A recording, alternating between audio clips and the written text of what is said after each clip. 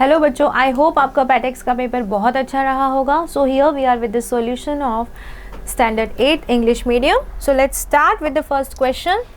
Food is essential for all living organisms because it provides energy, it helps in growth and repair cells, it protects our body from various disease, all of these.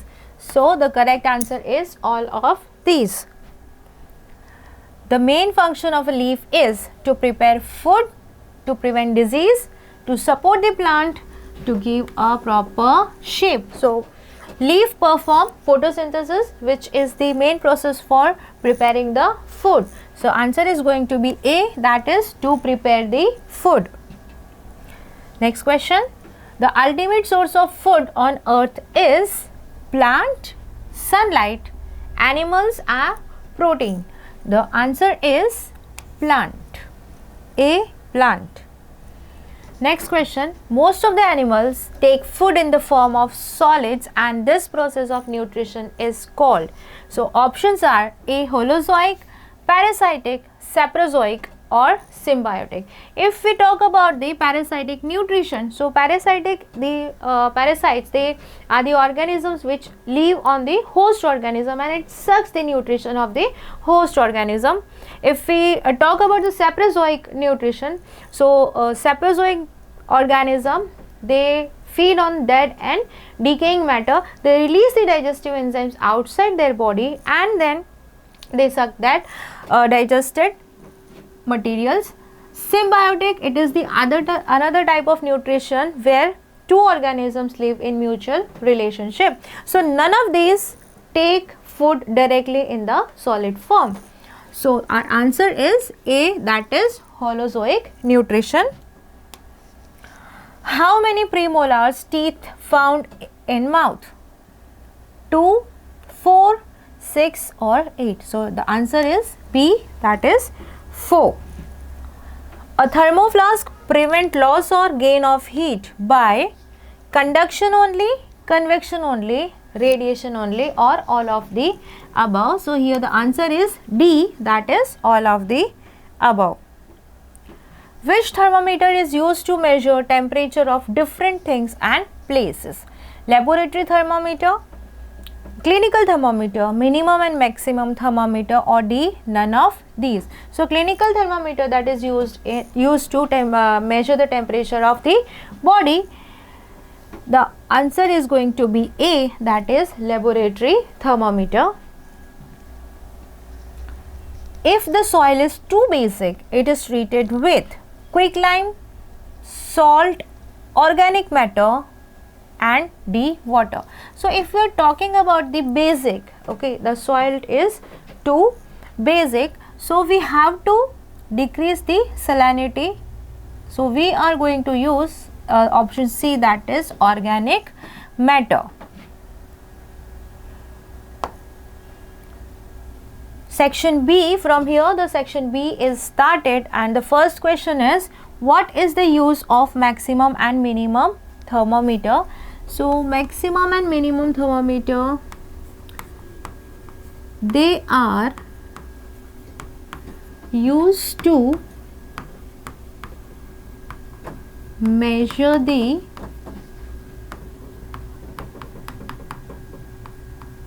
maximum temperature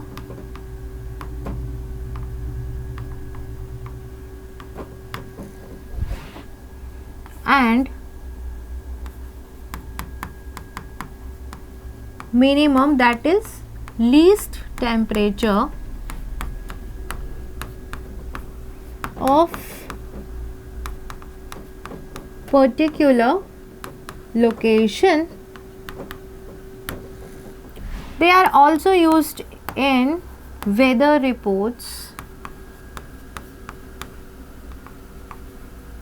So such thermometer, they are used in weather reports. They identify the maximum temperature which is on the maximum day temperature kitna hai and minimum day temperature kitna hai, that is measured by the maximum minimum thermometers. Differentiate between two modes of transfer of heat, that is convection and conduction. If we talk about the transfer of heat, there are three different processes, but here we had asked only convection and conduction. Let's talk about the conduction. In conduction, heat is transfer molecule to molecule via vibrations. For example, this is the solid and here the molecules are present. So what will happen when heat is going to be at the first molecule? Due to this heat energy, this molecule will vibrate, and as the vibration of molecule will take place, this is going to be transferred to another molecule, then another, and so on. The heat will get transferred all over the molecules. So such type of transfer of heat take place in solids, and example of conduction is heating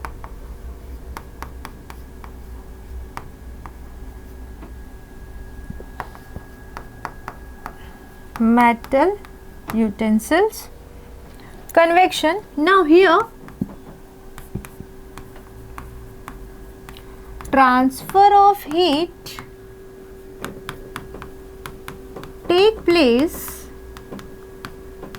by movement of molecules, by movement of molecules. If you have seen the water boiling, what happened? Suppose this is the water and we are providing heat from the base.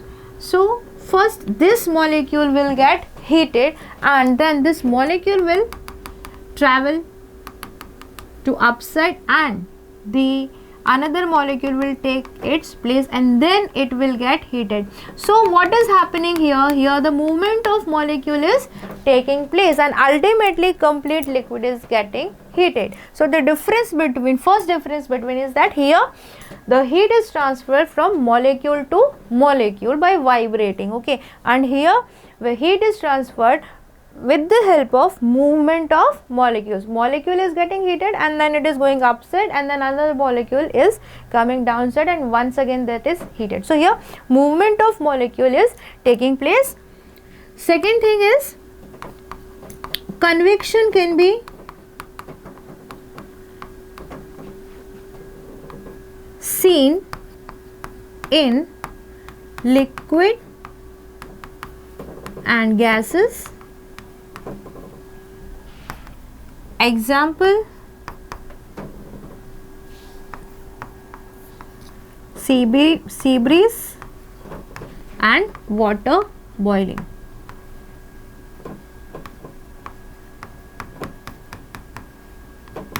So these are the difference between conduction and convection.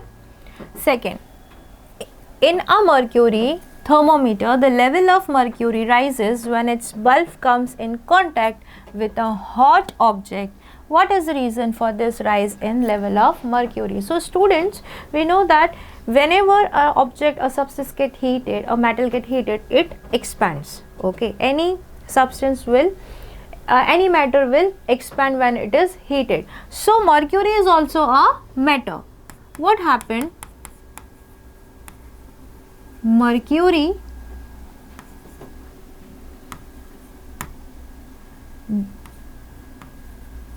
get heated and it expands. Due to its expansion,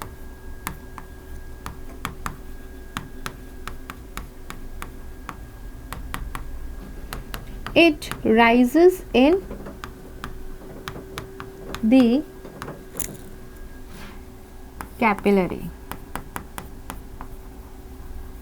So due to the expansion of the mercury, it rises. 12. A slice of apple acquires a brown color if it is not consumed immediately.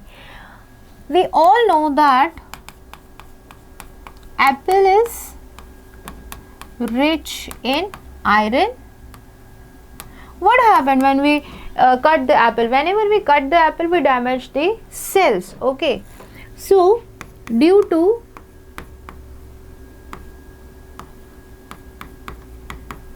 cutting of an apple,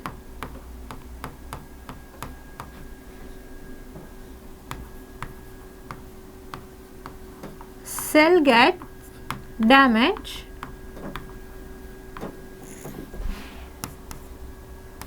They exposed to environment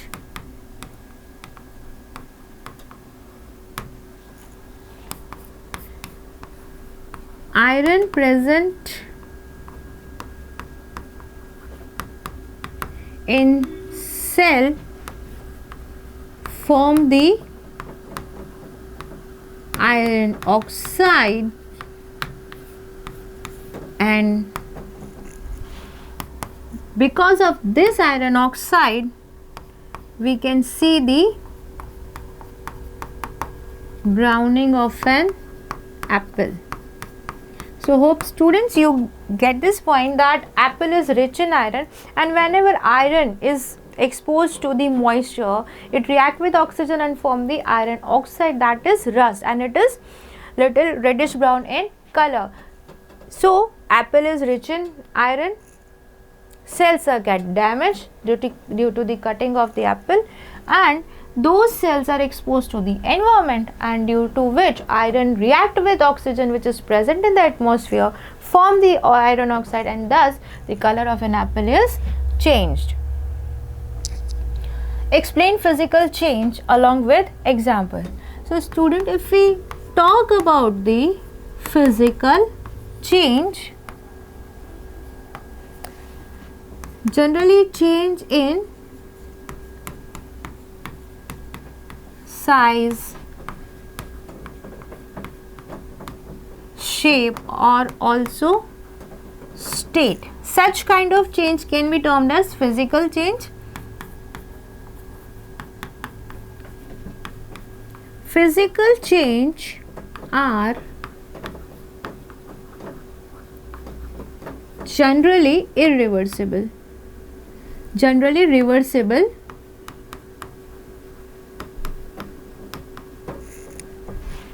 Example: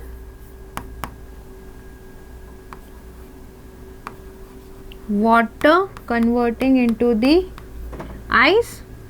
Here we can see that state of matter has been changed. Water is liquid and ice is solid, but it is reversible.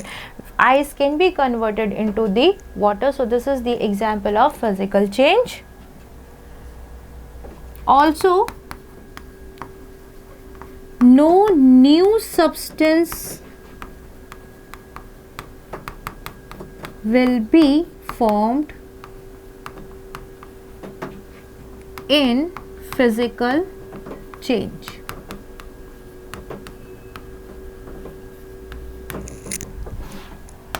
Next, draw the diagram of a leaf showing chlorophyll and stomata in it.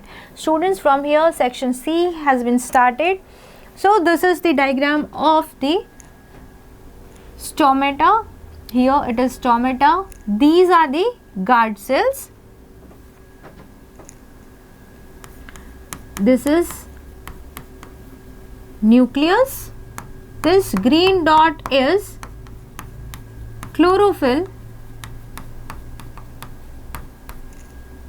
This is vacuole.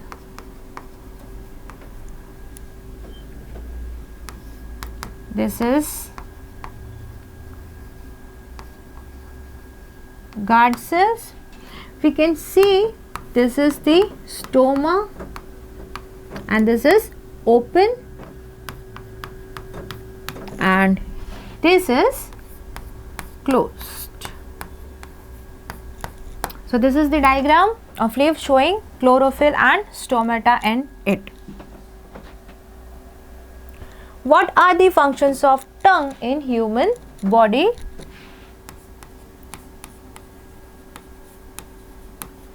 tongues helps in talking. It helps in mixing of food with saliva. Also helps in swallowing and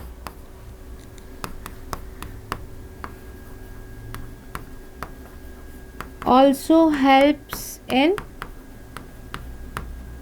taste of food as it contains several taste buds. Next, when a candle burns, both physical and chemical change take place. Identify these changes. Give another example of familiar process which both the chemical and physical changes take place. So let's see. If I'll say about the candle, उसमें first is melting of wax. So if there is a melting of wax, once again it will be solidified and we can use it as a candle. So melting of wax is the physical change. Second is burning of wax. So what is happening here? When the wax is burning, it is reacting with the oxygen present in the atmosphere and become vapor and producing carbon dioxide. So burning of wax is the chemical change.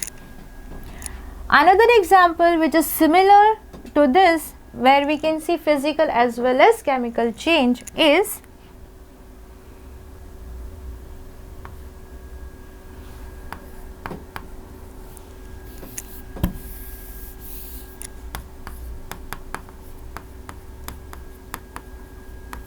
digestion. In first, when mechanical digestion is taking place, mechanical digestion means crushing of food in mouth, crushing of food in mouth. Okay, when we just crush the food, at that point of time it remains the same. Okay, but when digestion of food take place,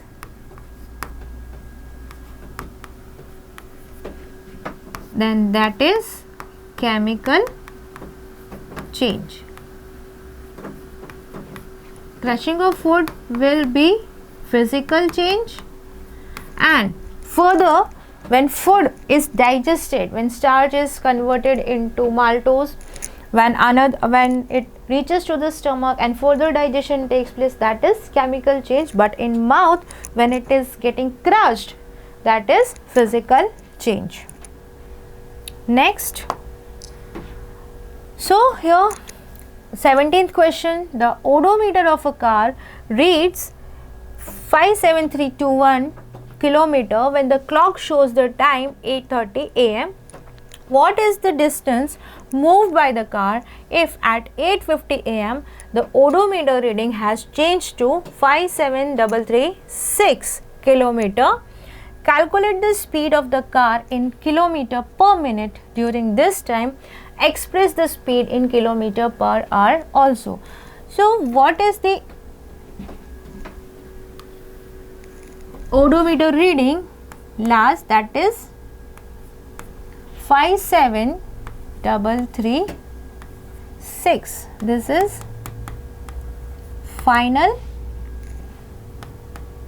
reading. Initial was 57321. So difference of both final minus initial will give me the total distance of 15 kilometer. Let's see the time. Now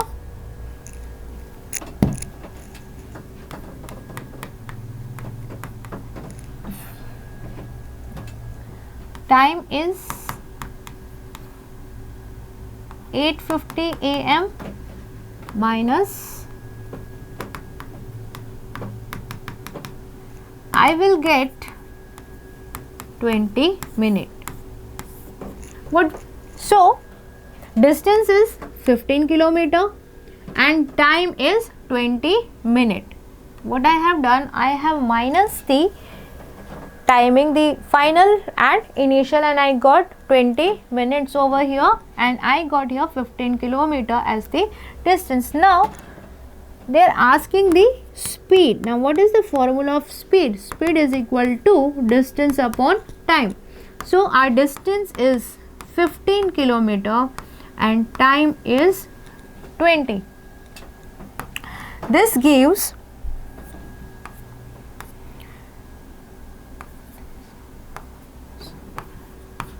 3/4, that is 0.75 kilometer per minute.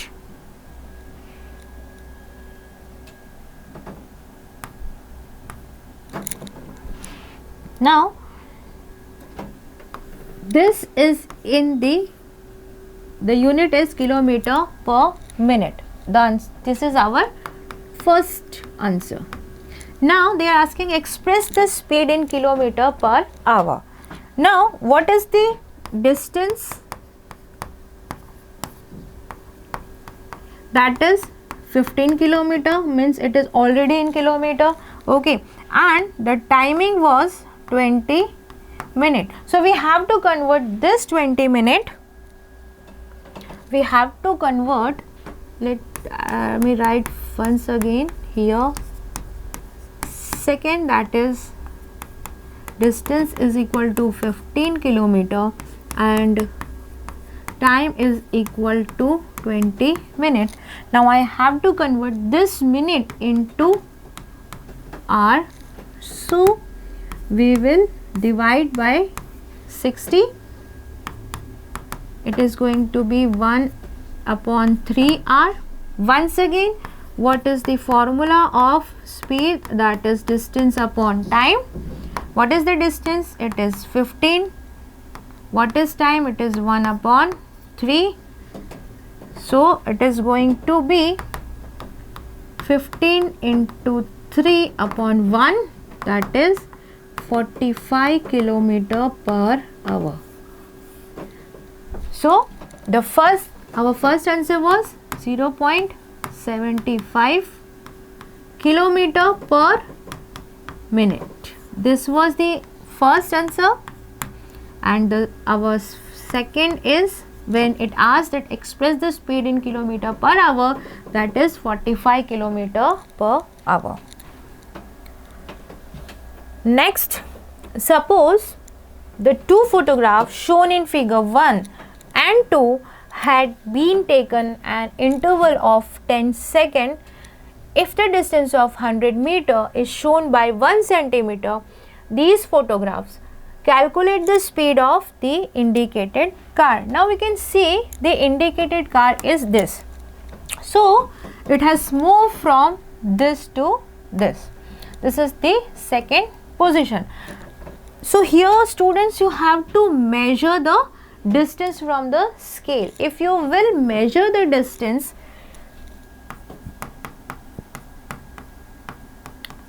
you will get 1.4 centimeter. Here you have to measure the distance from this position to this position. If you will measure this distance, you will get the 1.4 centimeter. Now what it is saying, that the distance of 100 meter is shown by 1 centimeter. So what is going to be the distance of 1.4 centimeter into meters? So that is going to be 1.4 centimeter will indicate the 140 meter. Now once again, what it is asking, speed. What is the speed? We got the distance. How we got this distance? you have to measure the distance from the scale, that is 1.4 centimeter. Here it is given that distance of 100 meter is shown by 1 centimeter. So if 1 centimeter is equal to 100 meter, what is going to be 1.4 centimeter? It is going to be 140 meter. So once again, formula of speed, that is distance upon time. The distance is 140 meter, time is 10. So answer is 14 meter per minute.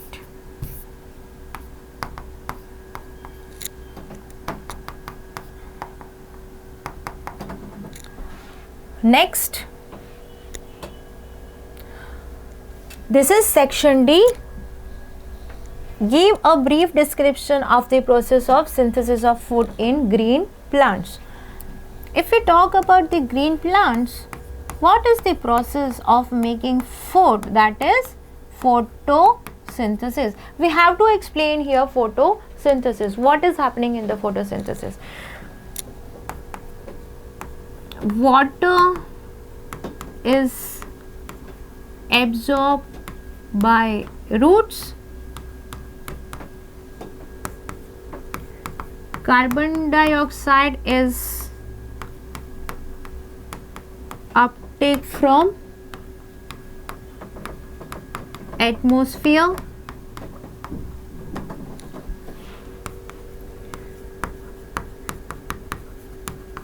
sunlight is trapped by chlorophyll. Now what is chlorophyll? It is the green pigment which helps in trapping in the sunlight, and ultimately what is the equation? So equation is 6CO2 plus 6H2O in the presence of sunlight with the help of chlorophyll, food is prepared. Water is released and oxygen. So this what you have to explain here about all about photosynthesis.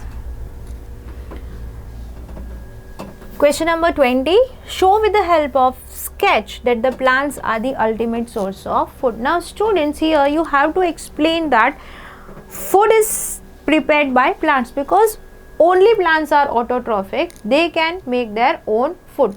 Other animals depend on the plant. So here you have to show two things. First, you have to show that plant is capable of doing photosynthesis and they are making the food with the help of carbon dioxide, light energy, chlorophyll and water.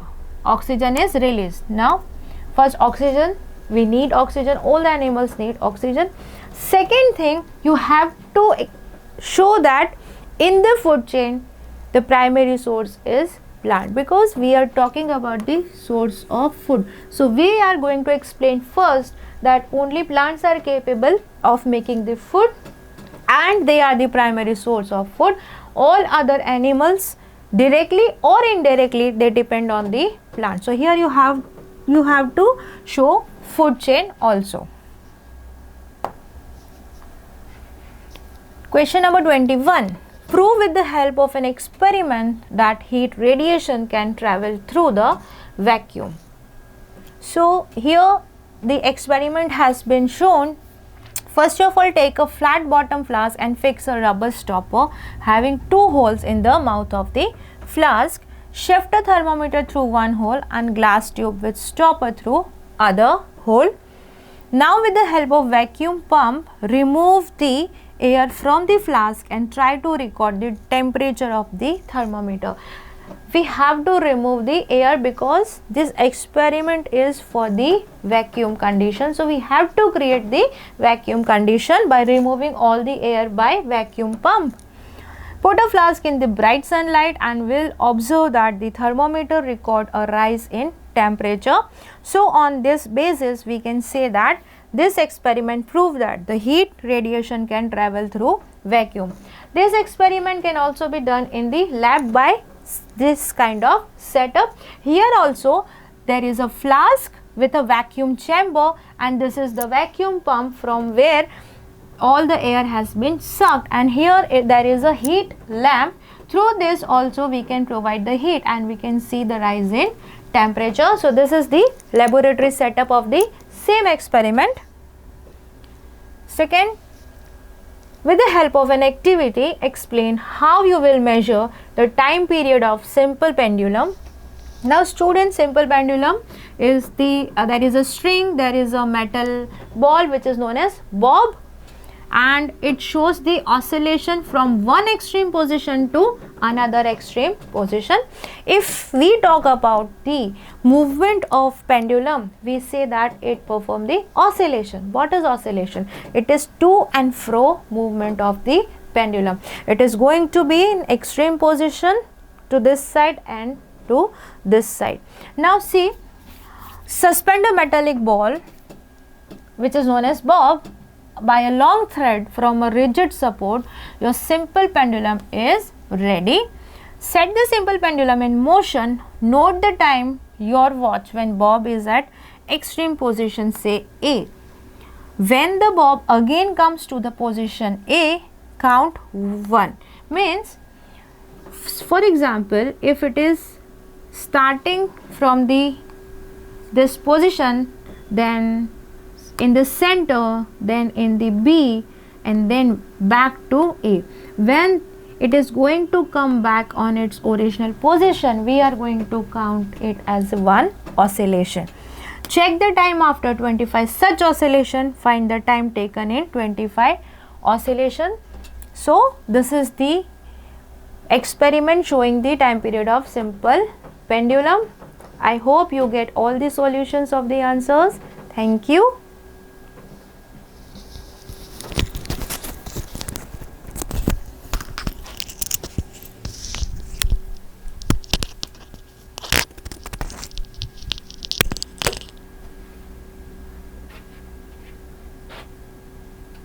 Hello student, let us start with class 7 maths PATEX solution. Here we go. First question, choose the correct option. MCQ. Okay, the mean of prime numbers between 10 and 20. Mean क्या होता है? Sum of all the observation upon total number of observation. So how many prime numbers are there between 10 and 20? 11, 13, 17 and 19. So prime numbers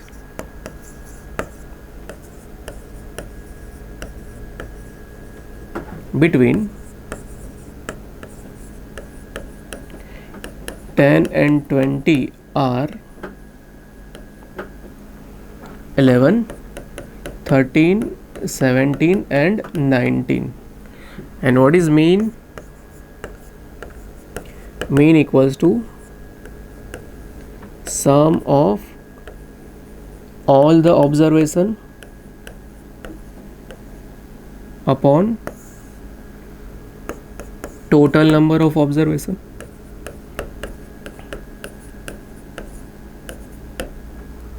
Therefore, mean equals to, now we are supposed to add all these numbers and then divide by 4. But while adding this number we shall use commutative property. So 11 और 19 को we'll bring together ताकि उसका answer easy बन जाए, addition easy बन जाए. For that purpose, we'll bring 11 plus 19 together and 13 plus 17 together and divide by 4 equals to 11 plus 19, 30, 13 plus 17, 30, 30 plus 30, 60. So 60 by 4 equals to 15. So answer is 15. So option C. Next question. Sum of measures of two angles is 90, then the angles are called. Options are right angle, obtuse, complementary, supplementary. देखो right angle वो होता है कि जिसका measurement 90 degree होता है, और complementary वो होता है कि अगर दो एंगल का मेजरमेंट प्लस करके 90 होता है. मतलब complementary angles are type of pair of angle, जबकि राइट एंगल वो इंडिविजुअल एंगल की बात है, जबकि complementary angle pair of angle की बात है। तो यहाँ पर क्या लिखा है, sum of measure of two angles, मतलब पेयर ऑफ एंगल की बात हो रही है, तो यहाँ पर राइट एंगल नहीं आएगा बल्कि कॉम्प्लीमेंट्री आएंगे। So complementary angles, option C.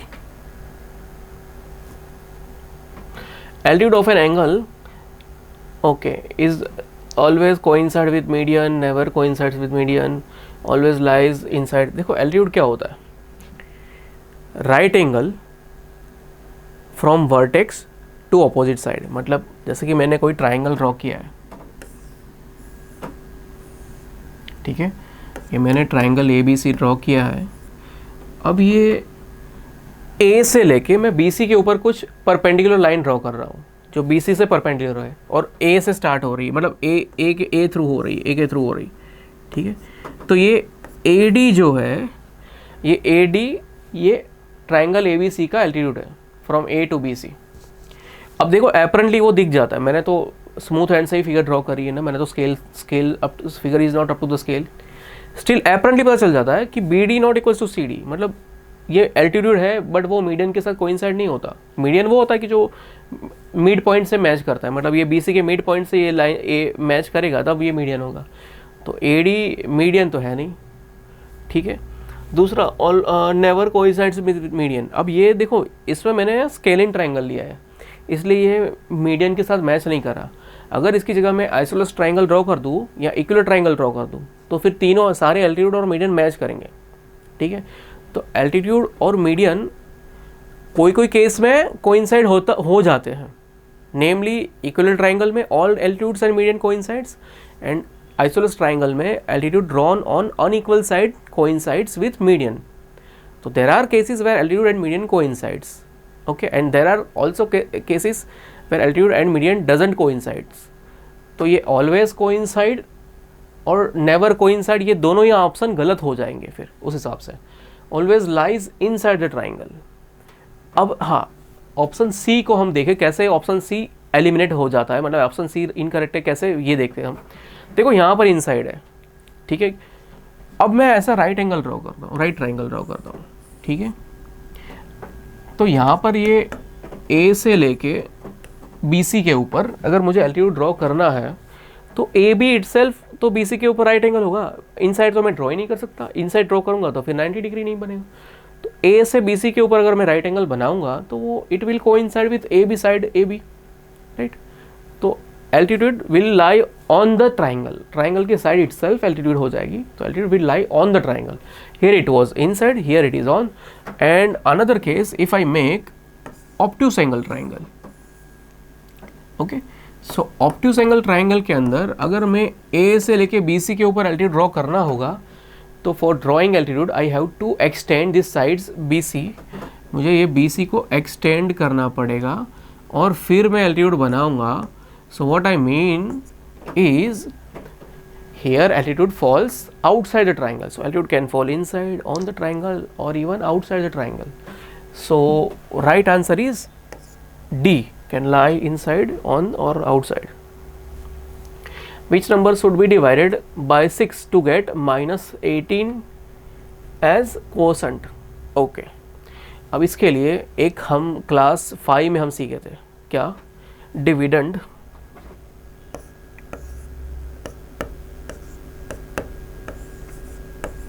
Dividend equals to divisor into divisor into quotient।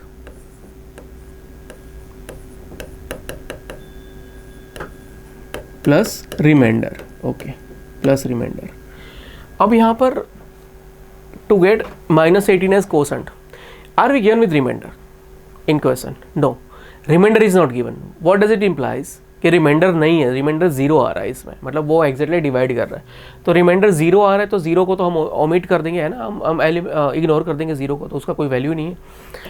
तो डिविडेंड इक्वल्स टू, हम यहाँ पर इतना यहाँ तक ही हम वैलिड है, dividend equals to divisor into quotient, okay. अब विच इज़ डिवाइडेड बाय 6, तो जिससे हम डिवाइड करते हैं वो क्या होता है? डिवाइजर। तो divisor is what? Divisor equals to 6, and quotient it equals to what? Quotient equals to what? Minus 18 quotient है और डिवाइजर 6 है और रिमाइंडर हम 0 ले लेंगे, मतलब इग्नोर कर देंगे क्योंकि 0 है. तो डिविडेंड इक्वल्स टू, हमने फाइंड आउट क्या करना है, dividend.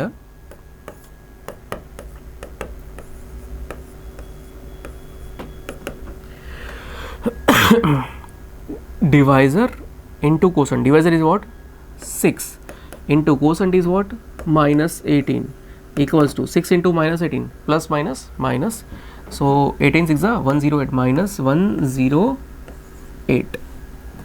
Next question, which one of the following shows maximum rise in temperature? कौन से इसमें राइज मैक्सिमम हुआ है?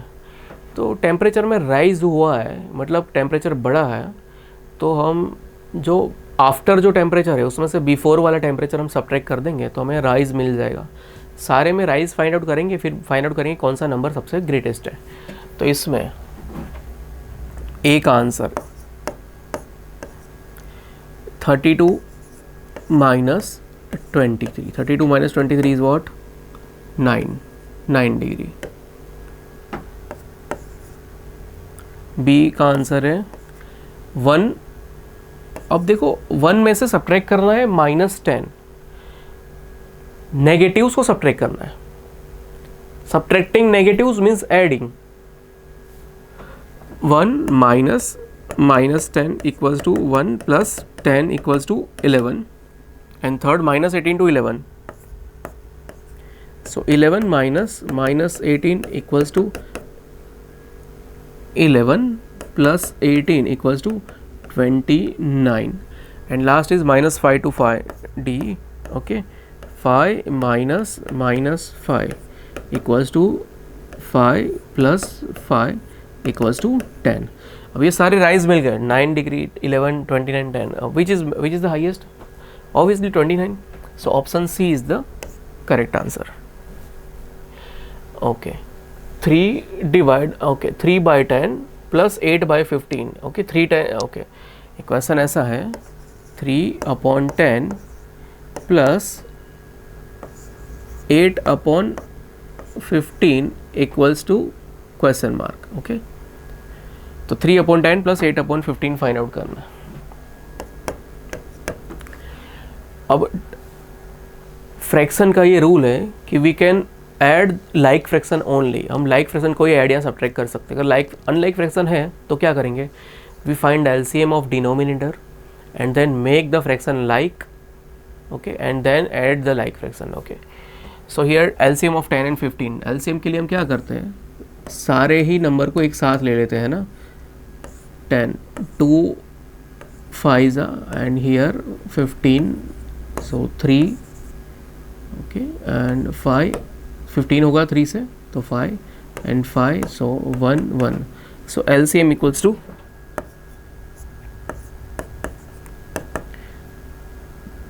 2 into 3 into 5 is what, 30. LCM आया 30. अब मुझे 3/10 को हमने कन्वर्ट करना है इक्विवेलेंट फ्रैक्शन में, जिसका डिनोमीटर होना चाहिए 30. तो डिनोमीटर 10 है, डिनोमीटर को 3 से मल्टीप्लाई करूँगा, आई विल गेट 30. और डिनोमीटर को मैं 3 से मल्टीप्लाई करूँगा तो न्यूमेटर को भी मुझे 3 से मल्टीप्लाई करना पड़ेगा, so that fraction remains equivalent. So 3/10 equals to 3/10 into 3 equals to 9/30 and then 8/15 equals to 8/15 into 2 into 2 equals to 16/30. अब let us write again question again. 3/10 plus 8/15 equals to 3/10 is what, 9/30 plus 8/15 is what, 16/30. 16/30. So 9/30 plus 16/30. अब 9/30 और दोनों का denominator same है. Denominator same होता है तो हम क्या करते हैं, we combine the numerator. Numerator को हमने कंबाइन करना है, ऐड या सब्ट्रैक्ट जैसी साइन होती.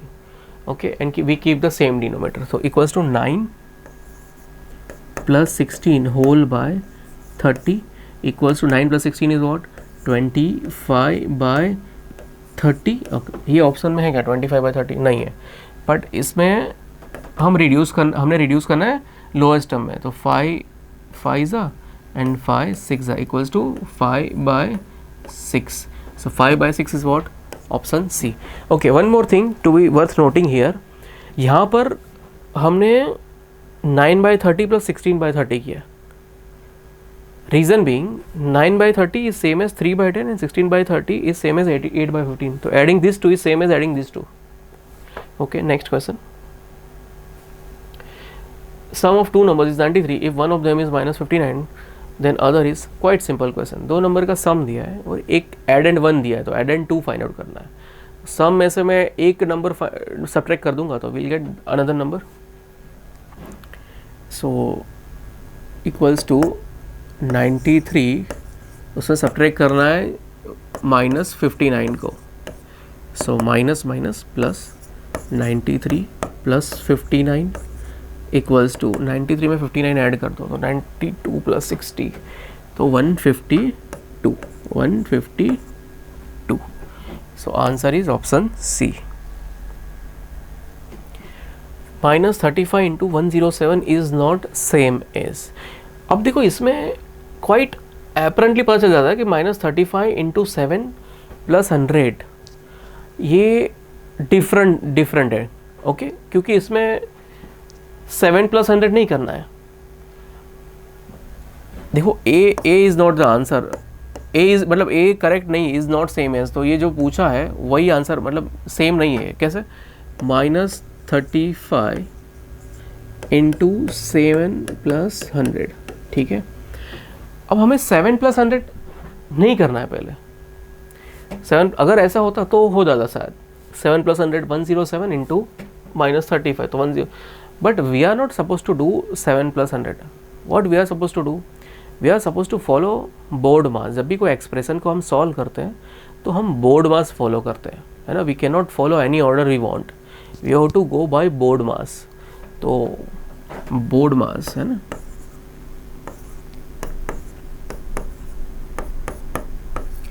Divide multiply add subtract bracket of then divide multiply add subtract, है ना. सो divide multiply add and subtract.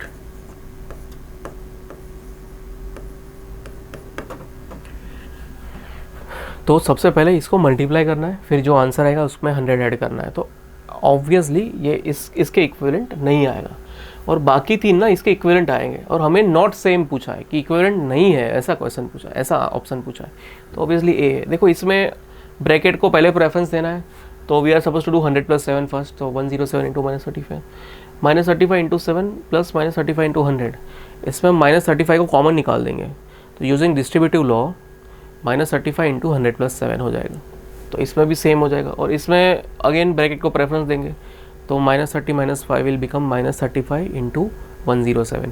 तो ये तीनों जो है ना बी सी डी ये is same as the given expression. Only A differs from the given expression. So A is the answer. Section B पे आ गए. Write answer of the following question. By what number should this be divided to get this. मतलब इसको मैं divide करूंगा तो answer ये आएगा. ओके, अब सबसे पहले आइडेंटिफाई कर देते हैं ना, जो हमने पहले फॉर्मूला लिखा था ना, dividend equals to divisor into quotient plus remainder. तो यहाँ पर रिमाइंडर तो है नहीं, मतलब रिमाइंडर 0. ओके, किसको डिवाइड करना है? जिसको हम डिवाइड करते हैं उस नंबर को क्या बोलते हैं हम? Dividend. So dividend equals to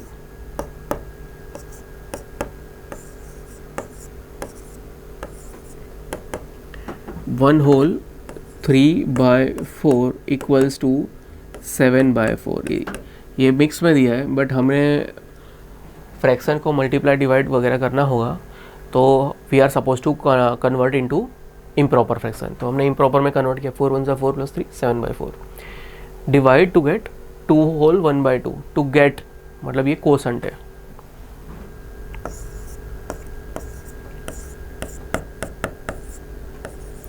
quotient equals to 2 whole 1/2 equals to 5/2. Now let us write that formula again. Dividend equals to divisor into quotient. Therefore dividend is what? 7/4. Divisor not given. We'll write divisor as it is. Quotient 5/2. और reminder हमने ignore कर दिया क्योंकि हमें पता है कि reminder 0 है, तो 0 की तो कोई वैल्यू नहीं है एक्सप्रेशन में, तो 0 को तो हम स्किप कर सकते हैं ना. अब यहाँ पर मल्टीप्लाई है, अगर मैं ये 5/2 को ट्रांसपोज कर रहा हूँ लेफ्ट हैंड साइड में, so it becomes divided, right. तो therefore 7/4 divide by 5/2 equals to divisor.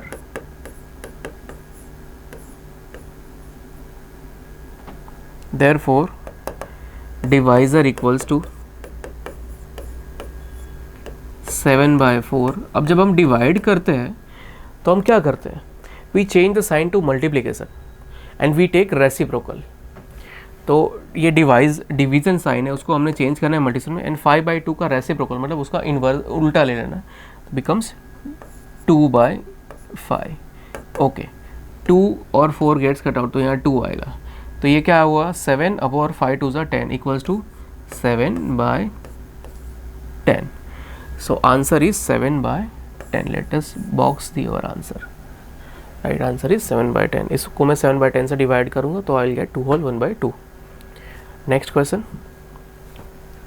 Simplify करना है. ओके, सिंप्लीफिकेशन के लिए मैं पहले ही लिख चुका हूँ, BODMAS bracket of then divide multiply by add subtract.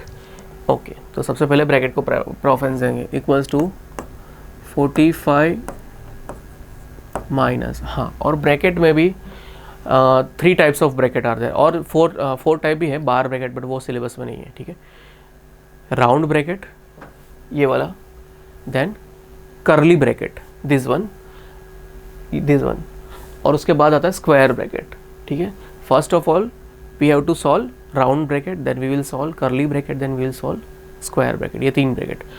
और एक ब्रैकेट होता है bar bracket, but bar bracket is कटल सिलेबस, बार ब्रैकेट नहीं है. आरडी पुरानी आरडी में है, नई आरडी में सभी साथ निकल चुका है bar bracket. So bar bracket is not part of your syllabus. 45 minus 30 minus 60 divided by 3 minus, अब देखो सारा मैं एज इट इज़ लिख रहा हूँ. Okay, we are suppose to carry down all the terms except जो हमने सॉल्व किया है, जैसे कि राउंड ब्रैकेट है वो हमने सॉल्व कर देना है, और रिमेनिंग पोर्सन ना हम एज इट इज़ लिख देंगे, ठीक है. तो इसमें एक ही चीज़ हम सॉल्व कर रहे हैं, 9 डिवाइड बाई 3, ठीक है, उसका आंसर मैं 3 लिख दूंगा. बाकी सारा मैं as it is carry down करूँगा, हर एक स्टेप में 1 बाय 1 एक चीज़ में सुलझाता जाऊँगा. Let's see how. 60 divide by 3 minus into bracket 6 minus 9/3. तो पहले डिवाइड करना है ऑब्वियसली, है ना, बोर्ड मास का. तो 9/3 इज व्हाट, 3. तो 6 माइनस 3, okay, bracket over divide by 3, again curly bracket and again square bracket, equals to 45 minus 38 minus 60 divide by 3 and minus 6 minus 3 is what, 3. So minus 3, okay, and divide by 3. Okay, ये plus sign read हो रहा है. Divide by 3, okay, curly bracket and then round bracket over, equals to 45 minus 38 minus, okay, 60 divided by 3 is what, 20, and then minus 3 divided by 3. 3 divided by 3 is what? 1. So minus 1. Okay, and okay, wait, minus, okay, 20, curly bracket, minus 20 minus 1, okay, equals to 45 minus 38. 20 minus 1 is 19, okay, so minus 19, okay, equals to 45. 38 minus 19, 19 minus 19 equals to 45 minus 19 is what? 26, right? 45 minus 20 is 25 and then 6. So again have a good look. Okay, पहले 6 minus 3 कर दिया हमने, तो इसका answer आया 3, है ना. तो ये बार बार नेगेटिव साइन है, ये नेगेटिव साइन, और यहाँ 3 डिवाइड बाय 3. ओके, तो 60 divide by 3 20 and minus 3 divide by 3, तो माइनस 1. 20 minus 1 is what? 19, और बाहर नेगेटिव साइन है, so minus 19. Okay, 38 minus 19 is what? Minus 19, and 45 minus 19 is 26. Evaluate 28945 into using suitable property. So equals to 28945 into 99 minus minus plus 28945. अब देखो ये दो जो term है, ये दोनों ही टर्म है, 28945 इज कॉमन. सो यहाँ से 28945 में कॉमन निकाल रहा हूँ using distributive law.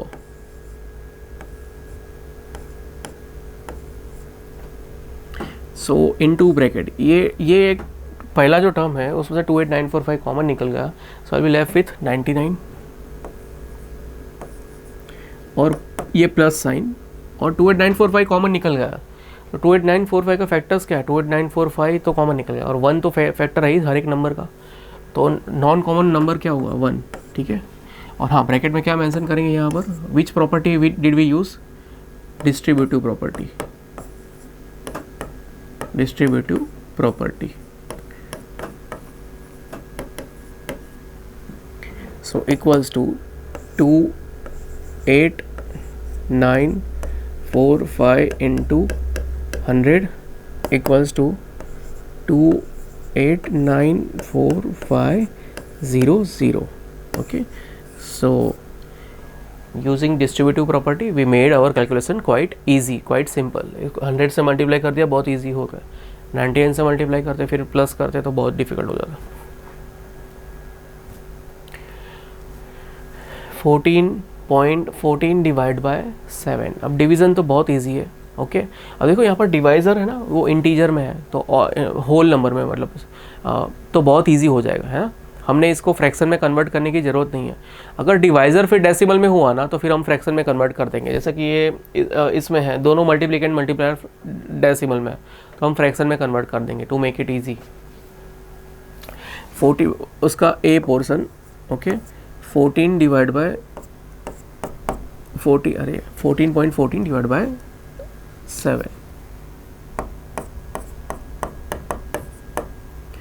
So 14.14 divided by 7. 7 2s are 14. 14 minus 14 0, and we will carry it down next digit 1.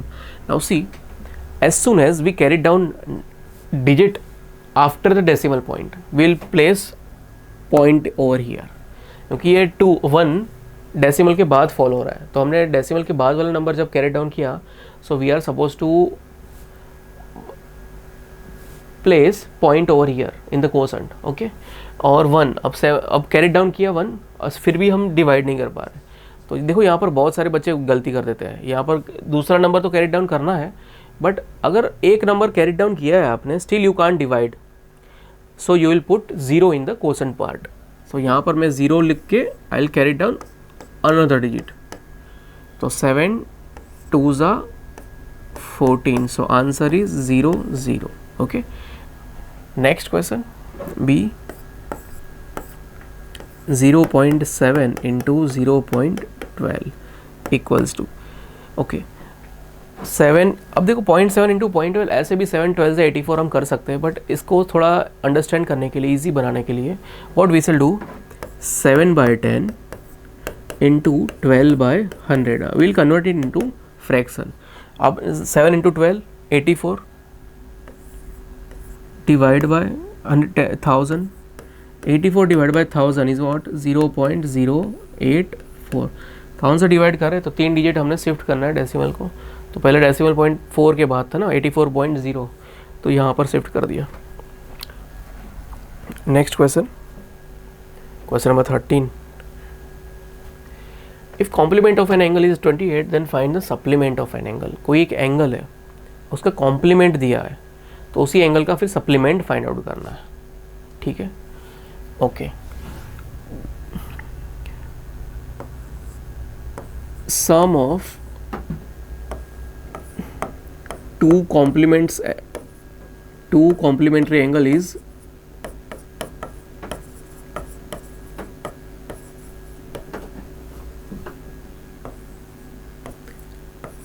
angle is 90 degree. Therefore angle is 90 minus 28 equals to 90 minus 30 करेंगे तो 60, तो ये 62 डिग्री. अब ये एंगल 62. अब सम ऑफ उसका सप्लीमेंट फाइंड आउट करना है. Supplement of an angle, supplementary angle का सम कितना होता है, 180 degree.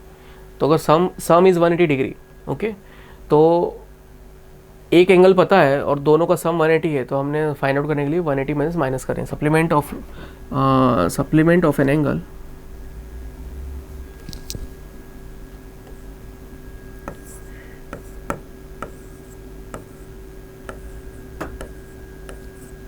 angle equals to 180 minus 62. 180 minus 62 is what, 180 minus 60, so 120 equals to 118 degree. Okay, so 118 degree is the answer. Next, section C. We reach to section C. A taxi driver charges 9.8 per kilometer. मतलब 1 kilometre का देना पड़ेगा 9.8 rupees. Then how much will he charge for a journey of 106.5 kilometre. तो 106.5 kilometre का कितना देना पड़ेगा. Okay, अब क्या करेंगे यहाँ पर, मल्टीप्लाई करेंगे या डिवाइड करेंगे, ये एक क्वेश्चन है. तो इसका आंसर देखो, एक सिंपल रूल है, 1 to many मल्टीप्लाई. अगर मैं बता रहा हूँ कि एक पेन की कॉस्ट 12 रुपीज़ है, तो 5 पेन की कॉस्ट फाइंड आउट करनी है, तो obviously you will multiply by 5. तो 9.8 रुपीज़ पर किलोमीटर, मतलब पर किलोमीटर मतलब 1 किलोमीटर. 1 किलोमीटर का दिया हुआ है 9.8 और 106.5 किलोमीटर का फाइंड आउट करना है. तो quite simple, 1 to many multiply, many to 1 divide. So 1 to many multiply. Okay, as a rule, okay, as a rule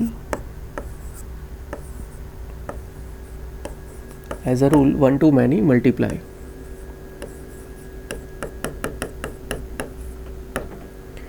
Therefore cost of 106.5 kilometer equals to 9.8 into 106.5. okay, so equals to 98 into 1065 divide by, यहाँ पर point है और यहाँ पर भी point है, तो दो पॉइंट रिमूव करने के लिए मैं किससे डिवाइड करूँगा, 100 से.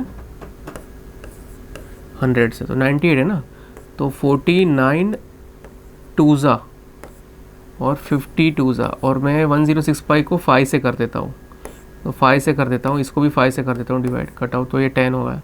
इसको मैं 5 से डिवाइड करूँगा तो 5 टूज़ा 10 और 5 1 ज़ा 5 और 1 और 5 213. Okay, so 213 into 49 equals to देखो मैं सिंप्लीफाई कर देता हूँ, 49 इंटू 213 अपॉन 10, इसका आंसर फाइंड आउट करना है। 49 इंटू 213 इंटू 49, पहले 9 से करेंगे, 39 सा 117, तो डायरेक्ट 17 और ये 1 कैरी, ठीक है, और 9 2 सा 18 प्लस 1 19, ओके, और ये 4 से करें, 204 सा 800 एंड 13 4 सा 52, तो 852 आ रहा है आंसर यहाँ पर। तो 7 3 9 plus 5 14 4 1 and 10 10,437, okay okay, equals to 10,437 divide by 10 1043.7। तो हम डायरेक्ट स्टेटमेंट लिख देंगे अब। How much will he charge for journey of, so जैसा क्वेश्चन मार्क है ना, ये स्टेटमेंट देखना है जिसमें क्वेश्चन मार्क है, जैसे ये क्वेश्चन मार्क वाला स्टेटमेंट है वैसे ही हमने आंसर लिखना है। Therefore he will charge rupees, how much, 1043.7 for a journey of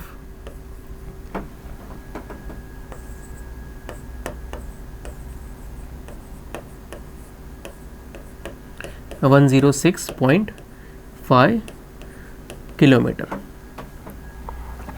Next question.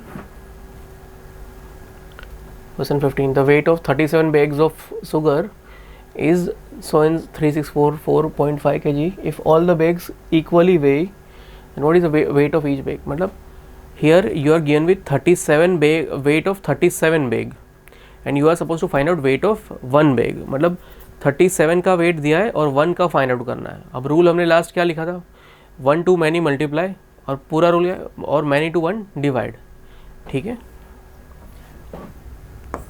तो again as a rule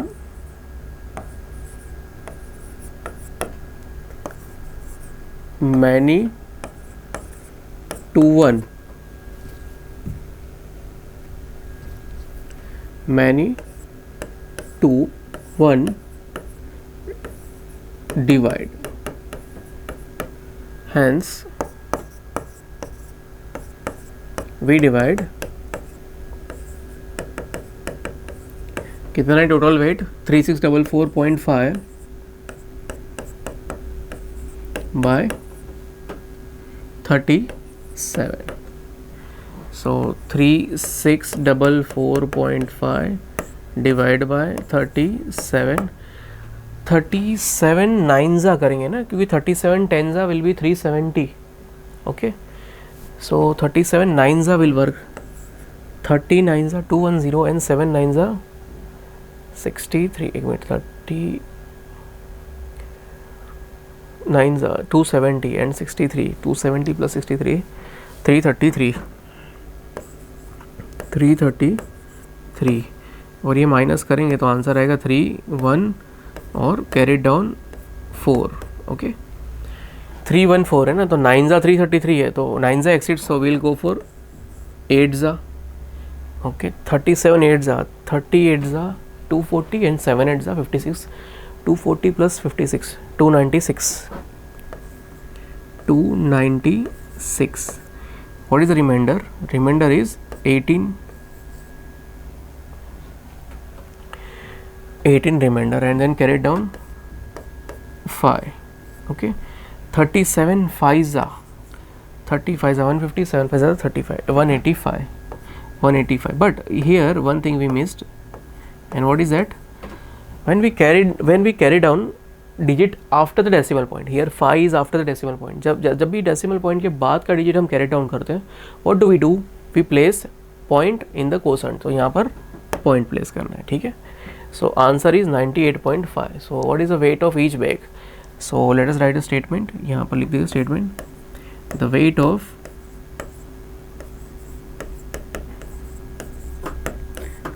of each bag is 98.5 kg. 98.5 kg. Next question. For the given data below calculate the mean of its median and mode. Mean find out करना है, लेकिन किसका? Median और mode का mean find out करना है। तो पहले फाइंड आउट करो मीडियन, फिर मोड, और okay. Data in ascending order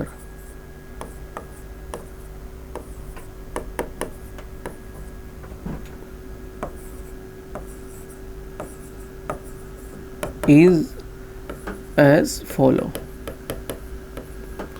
median के लिए हमने डेटा को असेंडिंग में अरेंज करना पड़ेगा।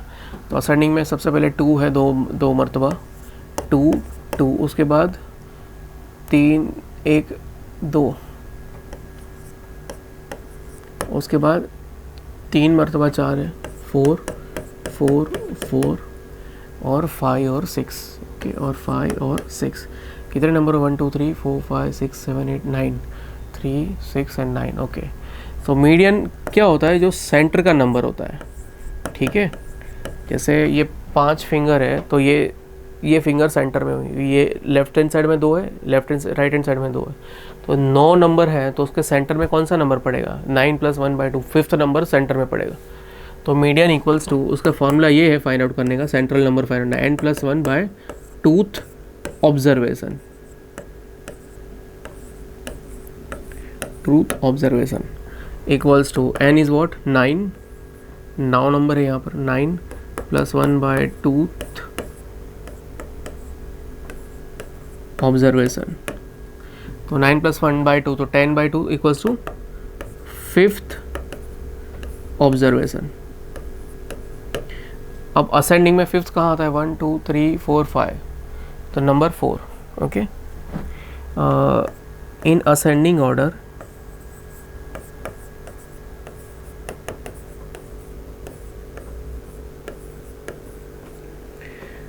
fifth observation is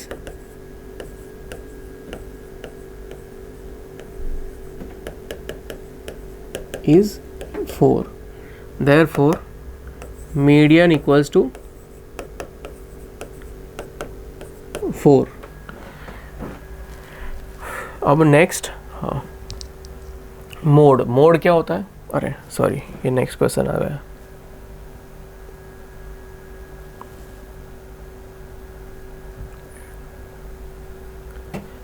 मोड क्या होता है? Most repeating observation. Mode is most repeating observation, मतलब जो भी डेटा है उसमें जो सबसे ज़्यादा रिपीट हो रहा है वो होगा मोड। तो ये डेटा है, उसमें कौन सा नंबर ज़्यादा रिपीट हो रहा है? तो ऑब्वियसली 4 रिपीट्स फॉर 3 टाइम्स, तो mode is what? 4। Therefore mode equals to 4। The mean is what? अब मीन फाइंड आउट करो। Mean is sum of all the observation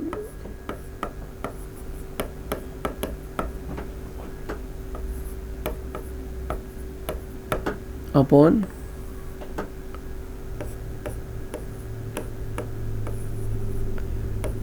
total number of observation। Therefore mean equals to, मीडियन भी है 4 और mode भी है 4। Median और mode का मीन फाइंड आउट करना है। 4 + 4/2 इक्वल्स टू ऑब्वियसली 4। तो आंसर आया, therefore mean equals to 4।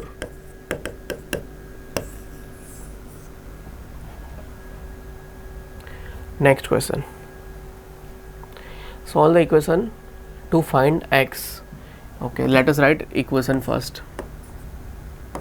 6 × 1 - 4x plus 7 × 2 plus 5x equals to 53।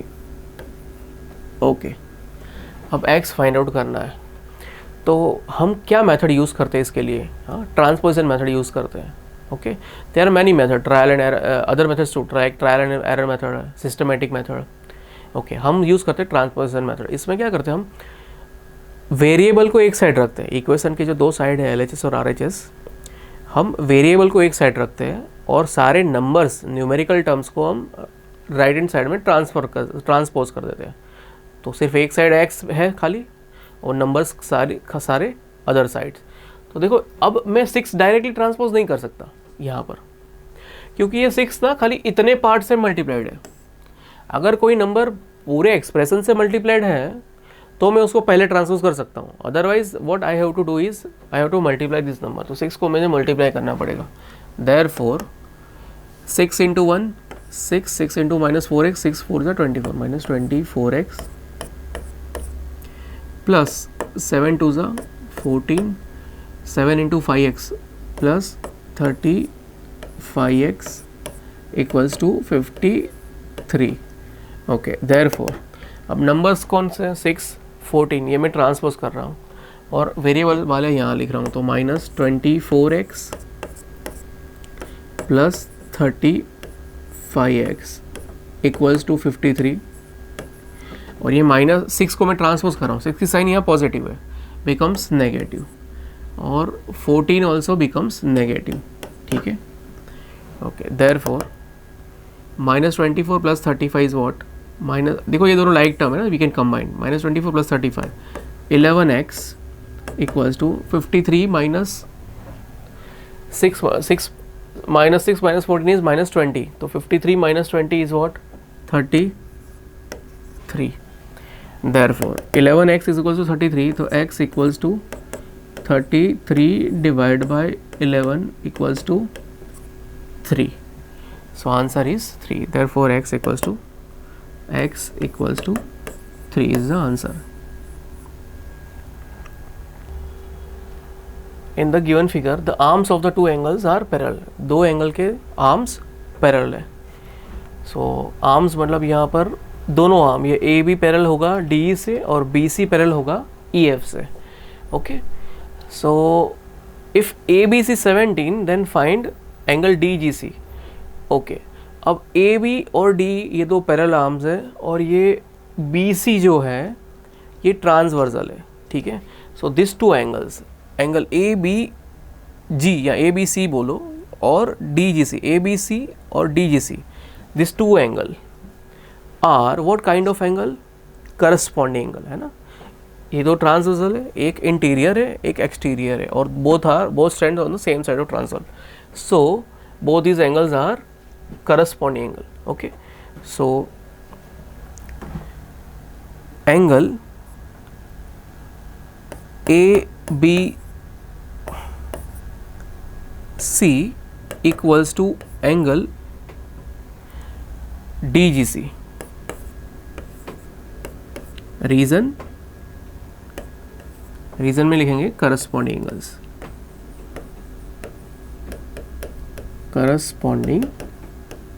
Angles, angle DGC equals to angle DEF। Similarly, okay wait, but ये angle तो लिख दे पहले, angle DGC। Okay, therefore angle ABC equals to angle DGC equals to 70 degree. Okay, तो first मिल गया DGC, second क्या find out कर रहे हैं? DEF। ओके,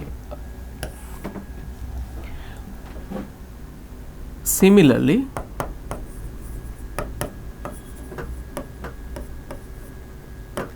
एंगल DGC और एंगल DEF कैसे एंगल है? Corresponding angle. Angle DGC equals to angle DEF, bracket में मेंशन करेंगे reason, corresponding angles.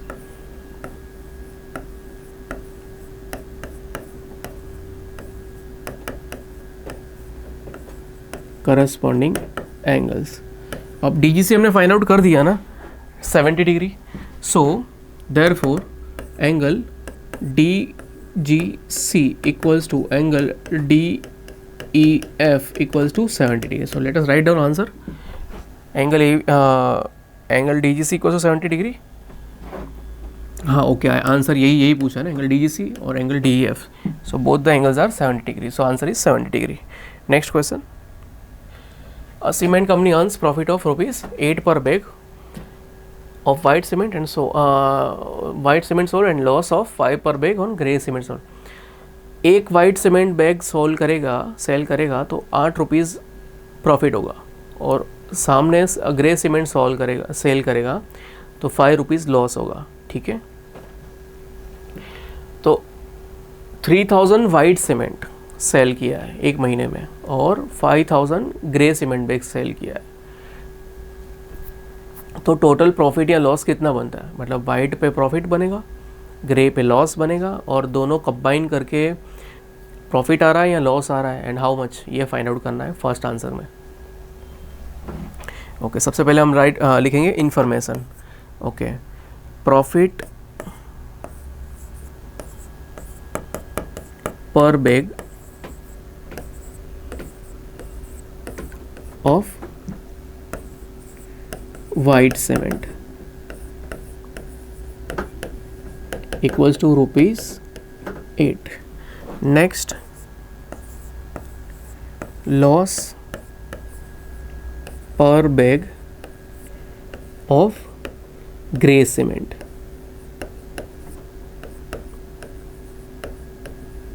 equals to ₹5.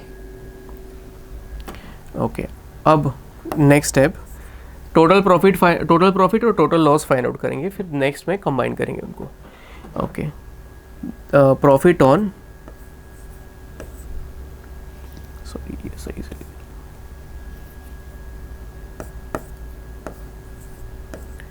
Profit on how many bags, 3000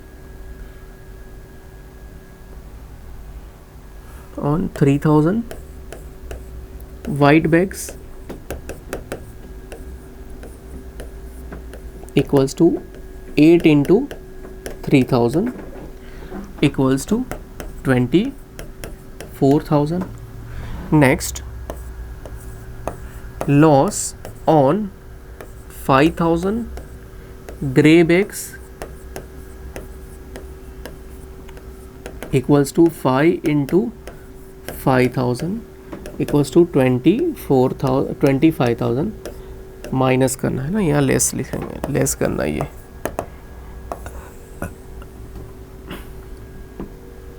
okay, और total profit oblique loss for the month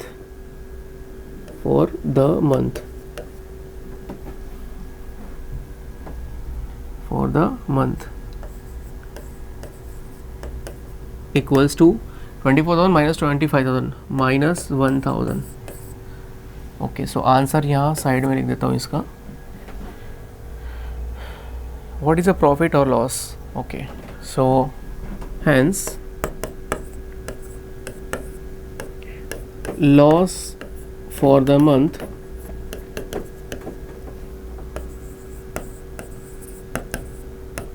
is ₹1,000. And the second part, 6400 grey cement bag sale किया है,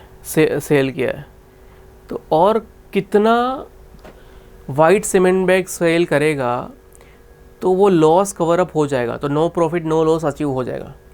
question B ये कह रहा है 19th B कि अगर 6400 grey cement bag sale किया है तो सामने कितना वाइट सीमेंट बैग सेल करना पड़ेगा, तो ताकि वो सारा लॉस कवर हो जाए और no profit no loss achieve हो जाए. तो पहले लॉस फाइंड आउट करेंगे 6400 ग्रे बैग पे. So loss on 6400 grey cement bag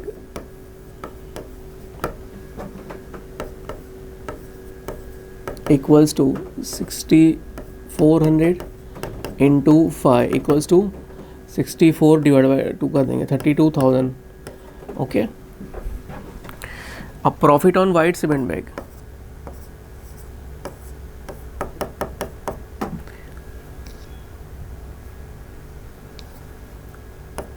profit on white cement bag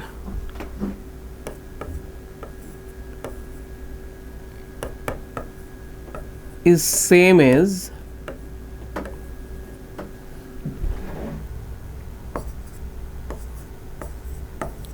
loss on grey cement bag.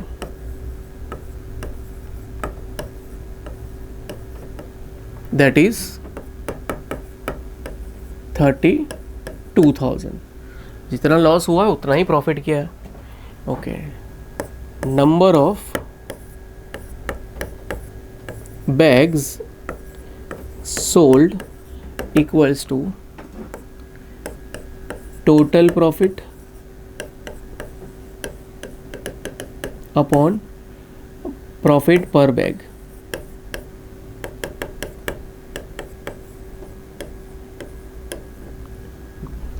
Equals to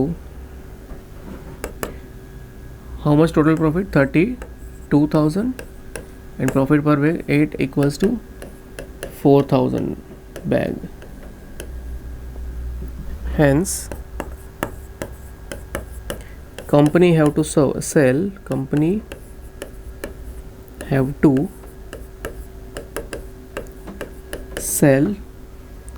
how much? 4,000 bags of white cement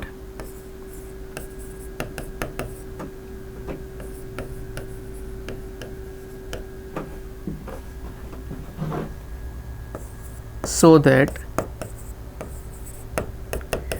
it earns neither profit nor loss.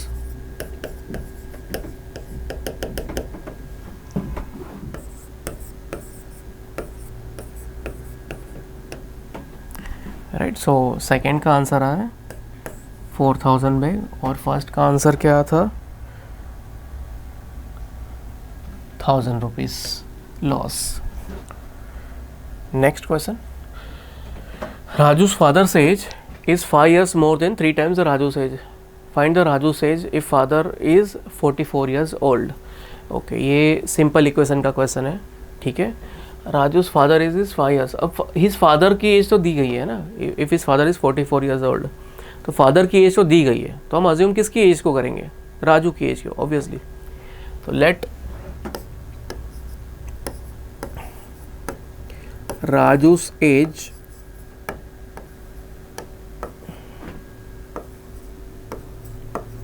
As be x. Therefore अब क्या अब equation form करेंगे. सबसे पहला step होता है assumption, जो हमने किया. Next step forming an equation and third step solving an equation. तो let Raju's age be x. तो Raju's father's age is 5 years more than 3 times Raju. 5 years more, तो +5. 3 times द राजू's एज, तो 3 times x, 3x +5 equals to 44 his father's age. अब solve कर रहे हैं. अब देखो यहाँ पर 3 हम the method we use is called transposition method, जिसमें हम सारे नंबर्स को एक साइड ट्रांसपोज करके कर देते हैं, है ना. और एक साइड सारे वेरिएबल रखने हैं, एक साइड सारे नंबर्स रखने हैं. तो ये 5 और 3 को मुझे ट्रांसपोज कर देना है ताकि मैं x की वैल्यू डिराइव कर सकूँ. जब हम ट्रांसपोज करते हैं ना, तो उसमें कोई नंबर जो होता है जो पूरे एक्सप्रेशन से अगर मल्टीप्लाई होता है, तब उसको पहले ट्रांसपोज कर सकते हैं, वरना फिर एडिशन सब्ट्रैक्शन को प्रायोरिटी देनी होती है. जैसे अगर यहाँ पर 3 किससे मल्टीप्लाइड है? x से. 5 से मल्टीप्लाइड नहीं है, तो इसलिए पहले हम 3 को ट्रांसपोज नहीं कर सकते, पहले हमने 5 को ट्रांसपोज करना है. अगर तो ऐसा होता, जैसे 3 into x plus 5 equals to 44, मतलब ऐसी इक्वेशन लिखिए, खाली ये x प्लस 5 को ऐसे ब्रैकेट में लिख दिया है. तो 3x प्लस 5 दोनों से मल्टीप्लाइड है, तो आंसर आ रहा है 44. ठीक है, तो ये पूरे एक्सप्रेशन जो LHS का जो पूरा एक्सप्रेशन है उससे मल्टीप्लाइड है ना 3. तो इसलिए अभी इस केस में पहले 3 को ट्रांसपोज करूँगा, उसके बाद 5 को ट्रांसपोज करूँगा. बट यहाँ पर मुझे पहले 5 को ट्रांसपोज करना पड़ेगा, उसके बाद मैं 3 को ट्रांसपोज कर सकता हूँ. 3x equals to 44 minus 5. Therefore x equals to 44 minus 5, 39/3 equals to 13. तो क्या पूछा है? Okay, find Raju's age. Therefore Raju's as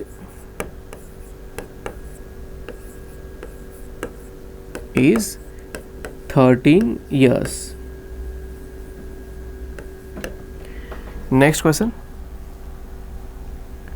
In the adjoining figure P parallel Q find the unknown angles. ये लाइन P और लाइन Q दोनों parallel है, तो unknown angles ABCD ये फाइंड आउट करना है. ओके, अब देखो यहाँ पर 125 है ना, ये एंगल E जो है और 125, अच्छा 125 डिग्री, ये कैसे एंगल है? Linear pair. ठीक है, स्ट्रेट लाइन के ऊपर फॉल होते हैं दोनों एंगल, तो ये दोनों लीनियर पेयर है. तो angle E plus F will be 180, तो E इक्वल्स टू 180 माइनस 125. दूसरा, ये 125 और एंगल D, ये कैसे एंगल है? ये दो पैरेलल लाइन. ठीक है, ये one angle in side, one angle out side. Corresponding angle जो होता है ना, दो पैरेलल लाइन के सेम साइड होता है, ट्रांसवर्सल के सेम साइड दो एंगल है, एक इंटीरियर एक एक्सटीरियर, तो वो करस्पॉन्डिंग होता है. अकॉर्डिंगली 125 और D both are corresponding angles. So here angle D equals to 125 degree first. Okay, why? Corresponding angle.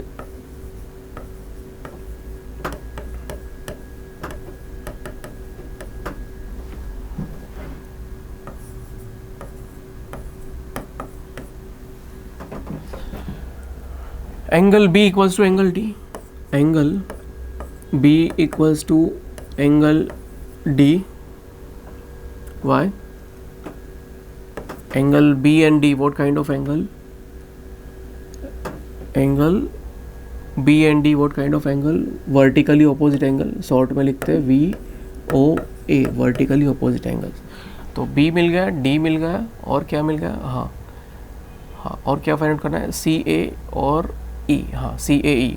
तो angle E plus 125 equals to 180 degree. Reason linear pair.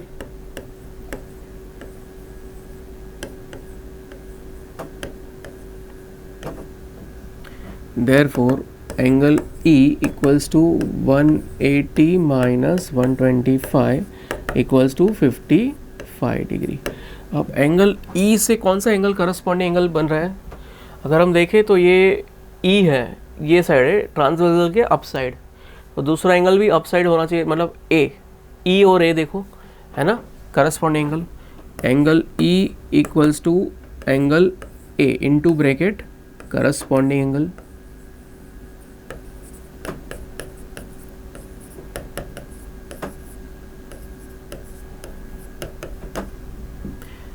Therefore angle E equals to angle A equals to how much? E equals to A equals to 55 degree है ना.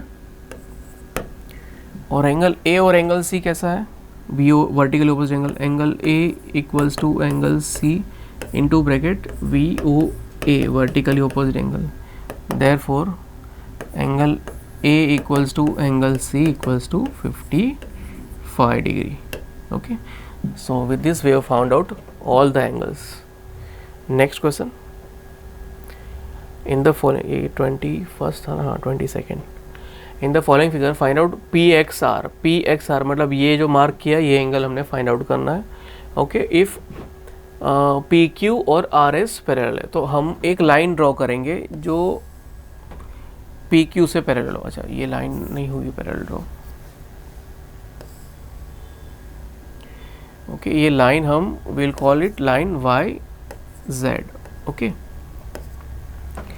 तो इसके answer के लिए सबसे पहले हमने क्या करना पड़ेगा? Draw YZ parallel PQ. अब मैंने YZ PQ से पैरेलल ड्रॉ करी है. ऑल्सो